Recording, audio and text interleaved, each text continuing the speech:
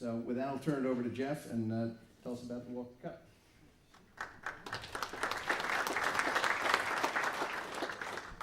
As I look at my watch, I guess I need to say good afternoon, but so be it. A lot of great information this morning, and it would be a shame not to be able to share it with everybody. That said, we will keep these remarks very brief.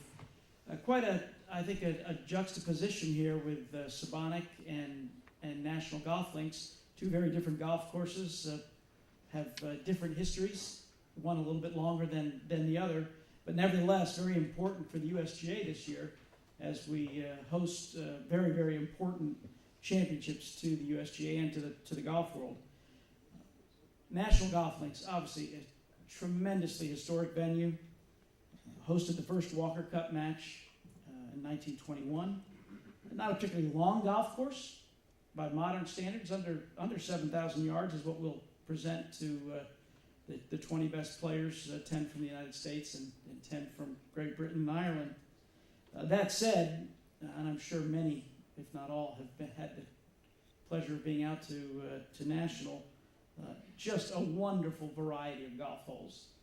And we're certainly counting on Mother Nature to play a role in a positive way at National Golf Links. If we could get somehow the wind to change for the morning and the afternoon on Saturday and then go 90 degrees each on Sunday, that would be ideal. And let the folks adjust to what Mother Nature presents. But as the USGA mantra, firm and fast is what we'll be after, and Bill Salonetti and his crew out there under Dave Otis's watchful eye are helping us achieve that. But very excited about National, not making any modifications to, you're not going to mess with Mona Lisa. That's pretty special ground out there, and I think the rough will be a little bit longer than is a daily occurrence, but we haven't tightened fairways, nothing like that. A couple of new tees have been added, and the club was very receptive to that, but again, still only a 7,000-yard golf course. At this point, I'll ask Ben to cover some of the setup basics for Sabonic. Thank you, Jeff, and thank you, everybody, for having Jeff and I here today. A couple of things related to the 68th U.S. Women's Open Championship, as Jeff mentioned, being played at Sabonic Golf Club out on Long Island this year. I think it's important to touch on two things. This is the 28th USGA Championship that'll be out on Long Island in the first Women's Open. So we're excited about being on the island. Obviously, Sabonic Golf Club is a neighboring golf course to National Golf Links, but very different. Opened in 2006, is only 7 years old, and designed by two wonderful individuals, the great player, maybe the greatest golfer of all time, Jack Nicklaus, and then obviously the well-known golf course architect, Tom Doak. It's a beautiful layout. It acts, it plays, it feels like its neighbor, that it's been there for a number of years, and it's only 7 years old. So we're really excited how it's going to play out. One of the unique things about Sabonic, for those of you that are familiar with it, we're going to play the routing for the golf course a little different than the members see it on a normal day. Actually, the first hole for the championship is going to be the second hole of the current layout. So we'll finish on the first hole, which will be our 9th hole, and our first hole will be what is currently the second hole. It's going to play a little over 6,800 yards for the Women's Open Championship, par 72, which, believe it or not, that yardage is actually down from the previous two U.S. Women's Open, but we feel that it's going to be a great test. Obviously, it's predominantly fescue, which allows us to do some great things in the setup, provide a firm and fast test for the players. So we're really looking forward to a great week at Sabonic. Obviously, Mother Nature is going to play a factor. We hope those wins that Jeff's asking for, we get the reverse. It allows us to do a lot of fun things in setup, but should be a great event come the end of June. We'll follow our U.S. Open Championship, so we're excited to be at Sabonic. A couple of things to take from our, I'm going to kind of talk about it in a macro level and then turn it back to Ben in more of a micro level about championships set up and how does that equate to what we all do at a daily level, if you will, at the club level. And as has been presented on a few occasions already today, I think one of the absolute critical elements is communication. We start a relationship with a club that's hosting one of our national championships many years in advance. And that's about building relationships, building trust, and communicating what our expectations are, what their expectations are, before we even get to the point of accepting an invitation and getting into creating an agreement, a legal binding agreement. We want to make sure that we're going to be good partners with that particular entity, whether it's the Walker Cup match, the Women's Open, the Senior Women's Amateur. There's got to be a positive for both groups that are involved, and communication is critical. When we get down to the setup, there's not, yes, our national championships, let's face it, it's not the real world. We're bringing a lot of resources for that week that it's just not realistic at a daily basis for the club. So we have to then manage expectations as members. Boy, look at that on TV. That's fantastic. We should be like that.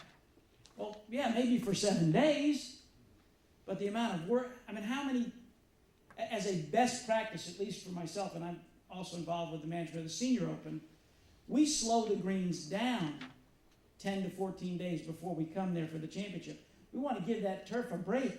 Get nice and healthy. We're going to push you.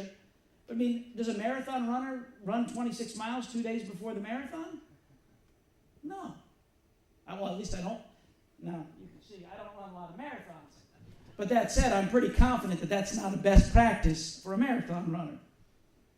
But communicating expectations is critical at that macro level. Let's make sure, Brian talked earlier about a potential inconvenience to the club for hosting it. Actually, it was Steve that mentioned it, about the wonderful things that clubs do to host championships. Is that going to be an inconvenience for a certain segment of the membership? Absolutely. But we're communicating that in advance. When are we going to take golf carts off the golf course? When will we expect to let that rough start growing, where everybody wants to play a U.S. Open once? Well, maybe not everybody wants to, but you certainly want to go give it a go and tee it up at so many of the great golf courses here in the Met section that have hosted a U.S. Open and play in those championship conditions. Once is all you want to do. It's brutal. It's hard. And we don't appreciate how good those players really are. But we need to, in order to get there, as Dave said, we don't flip the switch on the Monday before practice rounds start at the U.S. Open, and Marion is now what you see on TV. It's a process. But we've got to communicate our expectations so that the club can then set their expectations and manage that process. But we're doing a lot of that in advance, building relationships with the superintendent, with the key members of the staff, with the leadership of the club. And I think that translates to what you all do, whether it's hosting a qualifying round for a Met section event or the MGA, the New Jersey State Golf Association, whether there's going to be outings, whether there's construction that's going to be taking place on the golf course, and communicating. We get 14,000 rules inquiries every year at the USGA.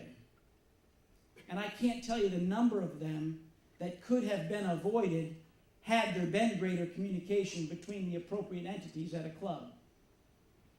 Whether it's, hey, we didn't finish the round the day before, we're coming back to finish this club championship qualifying, but the holes got moved.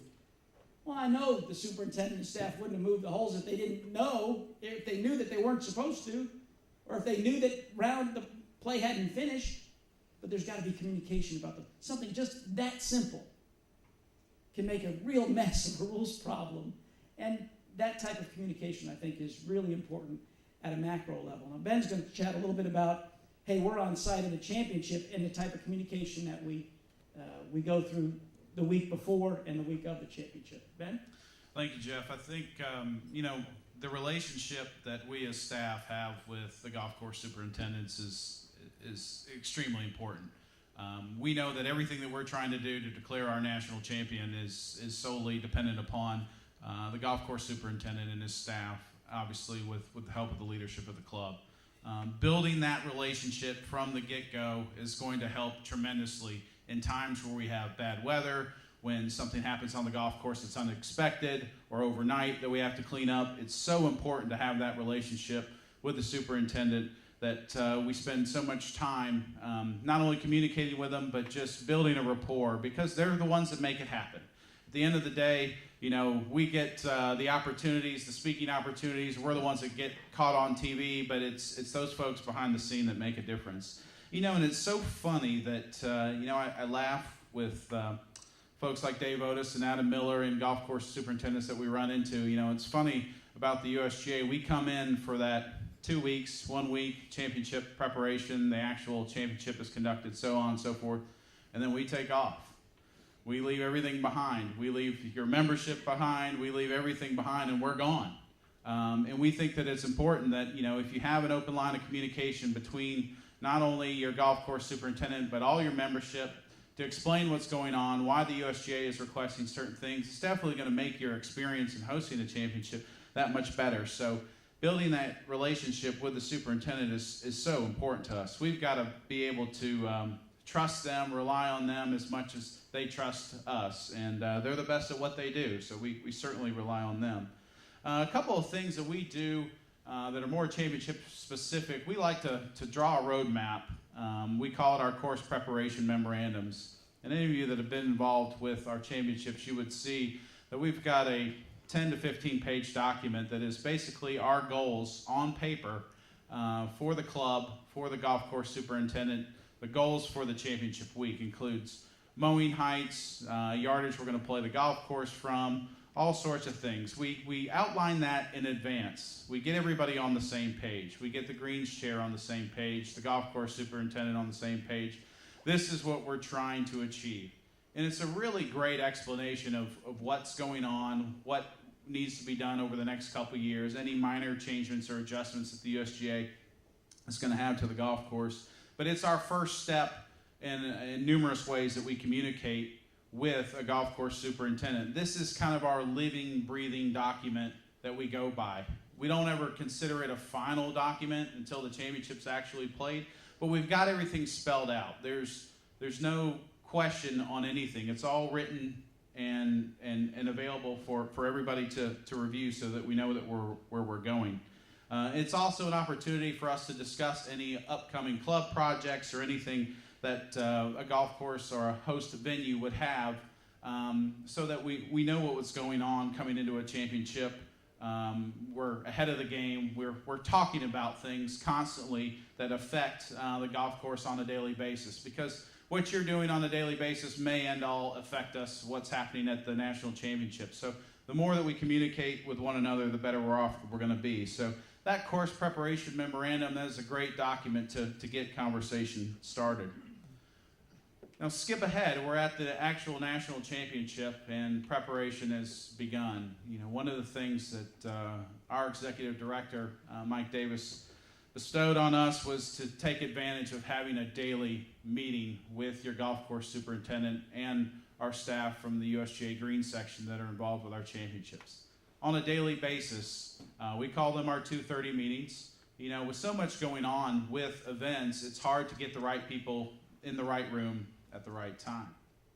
So we have these 2:30 meetings planned in advance, and it's an opportunity for us to see where we are with the golf course for the day and make preparations for tomorrow. Because you'd be silly if you weren't always thinking about one day ahead, the next play, all those types of things. So this is an opportunity for us to sit down in a quiet room, communicate what we're seeing out on the golf course, how we as staff, Jeff and myself, view that the golf course is playing, make any adjustments for the afternoon before the afternoon prep goes out, and then also talk about the next day, whether it be the cut's going to be made and we're going all from a 2T start to 1 or whatever it may be. So we build in these opportunities to solely focus on what's happening on the golf course and our relationship with the golf course superintendent.